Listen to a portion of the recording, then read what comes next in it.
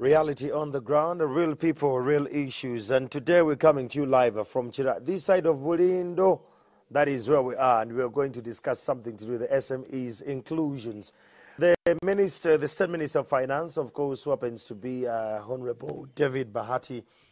A few days ago, he actually said that he's going to slap the wrists of banks if they don't reduce their interest rates. And this comes on the heels of many people complaining about the interest rates in the country, where some of them are actually at 24, others are going so high that we can't even imagine where is the last rate where we're going to be. And this has affected the SMEs, the small, medium enterprise in the country, Ugandans or the youths who have tried to get into business. They have been frustrated by these loans. And guess what? People are no longer taking loans. So, Sente Musijawa, where you're getting the money from, we need to know why are Ugandans running away from the banks. And this is something we're going to discuss. With me, of course, I have Mr. Kasim here from Yum Yum. It is Yum Yum Cakes, and they have a couple of things. These are cookies, and these are cakes. You can have, we have the cupcakes. It's a lot. So it's entirely baking, right? And we're going to be talking about this with Madame Docas, right? Doreen, sorry. We're going to be talking about this. I'll start with Doreen. The minister came out and said he's going to slap banks on their wrist. Babatakin, there's a red season. You as an individual who is in the business of baking, and I'm sure you've seen the market, you've tried to market your business out there. What does this mean to you? It's quite disappointing. But on the other hand, I think we've literally many business people have run away from banks.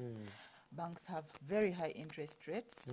We have resorted to circles, to small groups, these small groups of people. You go to the bank, the bureaucracy is mind-boggling. You want a loan urgently because your business is literally falling, and they tell you come tomorrow, the loan will be ready. They ask for collateral, they ask for all sorts of property, they ask for, you just want something very little, and the things they ask for, ask for the entire world. So, and yet if I'm in a circle, all I have to do is to just call them, and in probably 2 hours time, I've got my money. And guess what? The circle will give me maybe 2%, the bank will give me 20%. Something that is really uncalled for. So for us in business, I think what the minister has come up with, I think first of all, it's an inside kind of thing. He has to first sit down with the banks. The banks need to sort themselves out. Sooner or later, I'm sure they're going to lose out on business. And we're going to resort to a small scale, source of income of getting money. You can even borrow money. Actually, I can come to Mr. Kasim and tell him, give me maybe 5 million shillings. And I start up a business. So rather than going to the bank? Yeah, I'd rather go to the circles. Actually, I don't know when the last, we have a business account in the bank. Okay.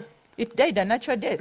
You don't use every month, I'm deducted 50,000 shillings. Wow. Yes. So I've decided to, just keep my money within circles, put here, where put there, put there. Where I can access it easily. And when I want a loan, it's my money, but again, I'm able to get the extra that I would want at a very, affordable rate. Yeah. Wow.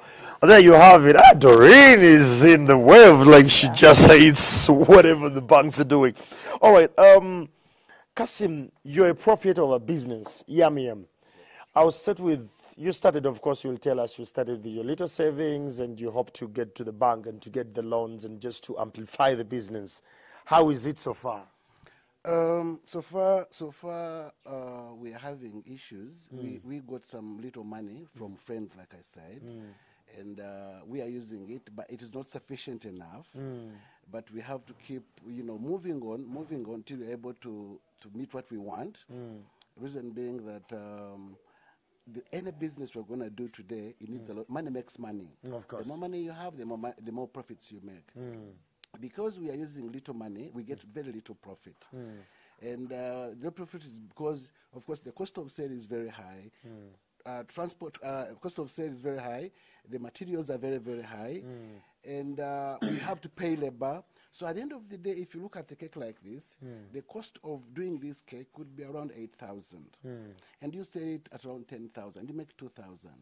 This 2,000 is not enough to sustain the business. I hear you. Given the fact that at the end of the day, you give this cake to somebody, says, okay, I'm not paying you now, I only pay you after I've sold this cake. It takes around 5 days in the supermarket, or 10 days, and it expires. When it expires, then you lose the money completely. So the whole idea is that if you had a good money, if commercial banks were giving very low interest rates, would borrow enough sufficient amount of money and would spread these products everywhere. Because if you have got so many customers out, then you can make some little profit. It could be 500 shillings profit on every cake, but if there's a lot, if there's so many, if there's about sales maximization, you make money. I hear you. So the problem we're having now is that we are using little money, and therefore we keep losing, But we keep thinking maybe things will be better. So, Mr. Kasim, a quick one. Do you still believe in the banks? I don't believe in the banks. Why? I don't believe in... What happened? Where did you lose the hope? What happened? What did they do? No, there are two things about banks. Banks aim at profit. Yeah. That is all. And you, as a businessman, you aim at profit. Also aim at profit, yes. But now, any business you're going to do, you're going to have losses. So there are losses, there are profits. Yes. Two, that before you get the money, the nominal value of the loan or of the collateral is always higher than the amount of money you get from the bank. If I wanted 10 million shillings, I have to put in a title that is 20 or 30 million shillings. It doesn't make sense. So these guys are waiting for you to lose the business, and they take over the property. So I would rather go to a circle, I'd rather go to an individual, give me 10 million shillings, and we agree on how to pay the money. Okay. That becomes easier to do. It's more security for me. Don't you think we have an issue of trust there? Because if you're getting money from Chamagero and you say, Andrew, I'm going to get this money from you, and yes, I give you the money, because it's an arrangement between me and you. It's not an arrangement between you and my other parties. In a case where I actually die, will you really be honest enough to give back that money to my family to make this one? Because you don't have a clear agreement that is written down. No, nobody gives 10 million shillings to an individual without any good document. People have now learned, Ugandans have learned, there's always a very good agreement that is done between the two people, and everybody has a copy. And certainly if there's any problem, people know that actually, if you're keeping good records of your transactions, it can always be paid. So, and we don't do this so that we want to cheat people, no. We are saying it is more safe. It's more safe to than work dealing with an individual. With an individual than working with a bank. How is it more safer that way? Because the banks, when they want money from you, they will do anything possible. They will be the best friends to you to give you money. But once you lose the money, once you're not able to pay the money, they are quick at confiscating everything that you have around. The banks. The banks, yes. Whereas an individual can understand. If Circles, circles, they can understand and say, okay, fine, I think things are not good. Then you do a new payment plan to this individual. And that is better for us than dealing with the banks. There you have it. It's still a great conversation. Doreen, how best can we sustain? Because now I hear you, it's circles and friends that are coming through rather than banks. But we can't dwell with banks because at the end of the day, the nation has to grow. You as SMEs, what are those challenges you're facing? Yes, the bank is one of them. The loans interest rates are that high. What are the biggest challenges you're facing besides that? The biggest challenges we are facing is that many people in the market have lost confidence in Ugandan products. We the Ugandans. Yes, you've lost interest, you've lost confidence. We've been brainwashed because we're having so many Chinese, Indians, South Africans who have been given the mandate to come and operate in our country. First of all, their money carries a bit of weight compared to the little money that we do. So they come with all that. They've been given tax holidays. So they are able to, to produce more goods compared to what we're able to produce personally. So we find ourselves having that challenge. We can't compete with these guys. They are given tax holidays, we are not given. They are considered, they are given first priority. If they went to the bank and asked for 100 million, they'll be given, and I'm very sure they don't give there so much, They can even be probably referred. They'll go and say, I've been, referred to by so and so, which we can't do. So that's one of the biggest challenges we're finding. We're finding it very hard to compete. Is the Uganda Investment Authority coming through to help SMEs to see to it that these challenges challenges are actually addressed in real time? No, because we've not had any sensitization. You know, as you're seated in your business, you find every minute you have people knocking at your gate. We are from Omeme. We've come to check this. Meanwhile, the whole week you've not had power. Yeah? Now, the time the power is back, they want to come and check and see, are these guys really paying their bills? Are they doing what? You know? And if there is anything that is not right, then and these are fake guys, by the way, for your information. So they come and even tell you, you know what, we can do this for you so that you can cut down on costs. Wow. And if you're brainwashed easily and you give them the money, tomorrow they will send another group of people to come back and say, oh, you guys are cheating power, maybe this is happening. Then another challenge we're having are these council guys. They'll never come and sensitize you and tell you maybe if you guys, yes, if you people are dealing in food, you need to have safety methods and all this, and they give you time to work on all that. No. How is URA? URA is another, I don't have words for them because they have all sorts. Every day we come up with new taxes, withholding tax, VAT, But do they take time to come down to the ground? No, we don't even. Some small business SMEs don't understand these taxes. They don't even understand. They don't understand that if you pay the withholding tax, it is your money at the end of the day. Yeah. So somebody starts complaining and fighting over it. I'm sorry if I would say, like, you know. So I think the biggest challenge we're also facing is all these guys. We've not been sensitized about anything. And honestly speaking, I think the government doesn't have SMEs' interests at heart. The government has a plan, according to the minister, to empower the SMEs, especially the youth. You saw the youth livelihood program was rolled out. The women rollout also came through. The elderly came through. They're looking at SMEs from the village level to empower them. Is this really coming down? Honestly speaking, do you know businesses start in January and they die a natural death before the end of the year? What does that show? That shows that these guys are not supported. You're paying rent. Nobody is coming up to talk to landlords to try and cut down on costs of rent. Anybody wakes up and sells a product on the market without we don't have any standards, anything. So we go to buy something like icing sugar. You spent lots of money. You get home to mix. The thing is substandard. It's fake. So we have so many challenges. We don't have people. UNBS is not really playing its part as it's supposed to be. I think instead of sensitizing people and enabling people to small scale, you know, businesses to be able to get the best, they're fighting us. We're actually fighting. It's like how you have an enemy. All these guys are like enemies. We are no longer looking at them as friends. We are looking at them as enemies. When you get a message from URA, you're like, oh my God, next is my business is about to close.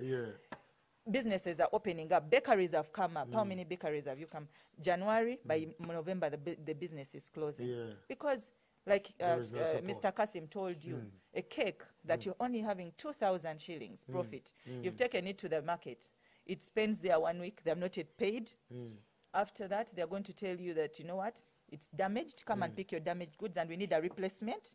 So if you do that back and forth, when are you going to grow? Wow. So there you have it. We're still talking about SMEs inclusion in the economy of the country. The minister said the banks need to reduce their rates, and we're trying to talk to the SMEs themselves if they really find this feasible. Mr. Kasim, do you find this sustainable? People running away from the banks and going to SACCOs or any other, you know, forums where they can get money. Is it sustainable at the end of the day? Okay, ideally, for any government for any government to grow or the businesses to grow, we need commercial banks. Absolutely. They need to be good partners. Yes. When they become good partners, then it is very easy for even a government to achieve what we call middle income status. Yes. Because there's more security there. But because we have fears of losing what the little we have, we are saying, no, let us use plan B. You get my point? Yes. And then, like Don was talking about the government agencies that are empowered to monitor and sensitize the public, small, medium enterprises, are not doing the job. Like she's put it very clearly. We look at all these guys as our enemies. Instead of partners, URA, KCCA, town councils, Uganda Bureau of Standards. All those. These guys, the government should be able to use them to make these companies grow by sensitizing them. If I hear that UNBS has come, I will run away. You get my point? But And do you yet, have to run away? I'm supposed to run because I know most likely someone is going to come. He wants money. You get my point? If you don't give him money, maybe things are going to be messed up. You get my point? So there should be proper processes put in place. Let them look for these guys to come. They sensitize them about what they need to do, standards, because all these things cost money anyway. Yes. When we grow, everybody grows. Absolutely. When we lose, they lose. So I just quoting upon probably government or Minister of Finance, most of the things I think fall under his docket, that let these guys have some departments to go and sensitize these people. We work as partners. We go and have tea together. Do you feel, Kasim, that government has not played its key pivotal role to come down to the people, that they are sensitized, then put out the market for whatever they have produced? Do you feel government has done quite enough? I think they have not done enough because I've been doing business for some time now, and I've not seen people coming and saying, okay, look, where are your challenges, where are your issues, how do we intervene, okay? And this intervention should not only be on standards alone, should also be saying, okay, government, can we earmark on maybe on a yearly basis people in different sectors that are coming up to support them as a government? Yes. And they work as I don't know how I should put it, as test companies. If they grow, we do a pilot on yes, that. as a pilot. So if they grow, then they keep rolling out many more. You get my point? And then people are willing to pay taxes. People are happy. They're able to pay their workers. You get my point? So government should need to come in and say, on top of these government agencies helping them to sensitize on how to produce good products, government should also come and say, okay, fine, we are going to earmark this amount of money, give you at a low interest rate, and monitor you at the end of the year, and have public information about how you've performed. This has been rolled out, Mr. Kasim. We have the Youth Livelihood Program. It was rolled out at the community level, at the district level, even sub-county level. And they've been giving out this money. Do you believe, or do you think this approach of dispatching funds is right? Because this is what you're advocating for, and that's what they're doing. They're giving them the money. I don't know how efficient it has been. We haven't because gotten evaluation any feedback. is after a year. We haven't gotten. I mean, it started almost maybe 3-4 years ago or 5 years ago, but we haven't gotten feedback of how they have performed. We haven't gotten feedback where they have actually gotten that money on the ground. If they got money, how are they accounting for this money? Things seem not to be very clear. Yeah. But what I know is that they have been giving money to individuals. Yes. We are saying let them give money to companies and give them a target, and let us have somebody from those particular departments to monitor the business. Because the other issue we are having now is that we do these businesses and we keep picking out some money for our personal consumption, not for the business, because we don't have proper books of accounts. Oh, yeah. So once we are able to learn all these gymnastics within the business, we should be able to grow. No issues about that. Wow. Yeah. There you have it. We're still at Yum Yum here. This is an SME. They deal in bakery, cakes, and all that. They don't believe in banks anymore. Like Babico, they're getting their money from friends or circles. And this is not only them. Many of SMEs have run away from the banks, and the banks have tried to find other measures to come through. I'm sure, Doreen, have you heard of investment clubs in different banks? Not really. Not really. Doreen, don't just stay away from this. Do you believe in investment clubs currently running in the country? I can't say I do because I've not been part of them anyway, yeah. Wow. But you believe in the circles? Yes, I do because at least I've joined a few and they've worked for me. Do you believe in the circles? There was this circle, I don't know whether Kasim, you're versed with it, where they say, Ledo Andrew Yafuna and Chadorini Yafuna Wikedi, then... You've seen these. Yes. Is it feasible with regards to development of SMEs and the people actually in the SMEs? No, actually, I don't believe in that kind of, it's called nigging, right? Yeah, this, that, and that. No, I don't believe in that. What do you believe in? The circles that I believe in are the usual ones where we save, you know, you save maybe a percentage. If I have some little money, we have our savings and we have our records, you know, and at the end of the month, you know, we sit down and then we discuss our, you know, our savings and and all. And the so, investment yeah, okay. because the beauty with that is that, you know, this whole Nigina thing is when that money comes, it's little. It's very little. It's not enough to to sustain a business. Yeah. Whereas the other one is we save over a period of time. And as time goes on, we are able to even, you know, lend out the money to outsiders. You as a lady and a woman who is in business, do you believe we have enough financial literacy with regards to the youth in the country today and the SMEs? Are our people illuminated with information with regards to money, how to run money, how to make money?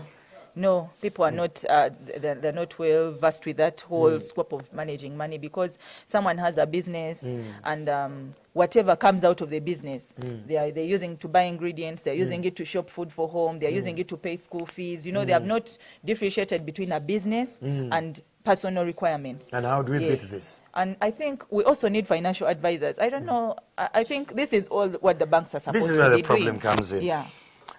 Do you believe, me, I've started my company, Yum Yum, through thin and thick, and I'm where I am because of my hustle. You come on Amimbo, it's a financial advisor.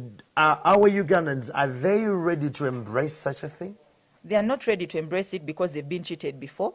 We don't trust these guys, but it is a good thing. Yes. If we had that trust among ourselves, and it would be a very good thing to get somebody who is a specialist in that particular field to come. You need an accountant. You need you need people, you need auditors in a business, you need people to advise you on how to manage your business, you know, but in a transparent way. But what other people do, you entrust somebody, give them your books of accounts and everything, and before you know it, they have disappeared with your money. So that's why you see people have started doing briefcase business. She's the accountant, he's the manager, he's the director, he's the marketeer, he's everything, because we've lost trust in even these guys. So these banks, the guys, like he told you, they will come rushing to you, they become your friends, they will chase you, they even give you headache. We want to give you this money. They give you such a very good picture, but fail to pay that money. It will be the same thing. You'll be the worst enemy. They will threaten you to put you in papers. They will threaten to embarrass you. You know, that kind of thing. So those are the challenges. Wow. Really. Yeah. It's quite a very touching conversation, but it's something we should do. Kasim, do you believe as a nation we can achieve a vision 2020 or 2030 or 2040, whatever it is, as a nation, if government is still running these kind of policies? No, we want to be able to achieve that. What government needs to do is to speak with commercial banks, one, to reduce on the lending rates. Okay. But most importantly, me as a Muslim, let them call it Islamic banking. Yeah, I've heard of Islamic banking. How does it differ from the other commercial banks? The difference is that while the commercial banks look at profits only or interest, these guys don't look at look at business differently, because you give them a plan, and then they know that any business has losses and has profits. And then they have that attach somebody after they've given you money to make sure that this money is not used for home use. It is strictly for business. If business grows, they'll make more profits. And they make, of course, less losses. So the whole idea is that if Islamic banking comes in, I think many people would run for that business, because even their collateral is not as complicated as commercial banks. Yes. So the whole idea is about saying, let us be partners. In other words, Islamic banking are partners in business. Whereas commercial banks are like, okay, we give you the money, but we know, like I told you earlier, that the money you get is less than the value of collateral.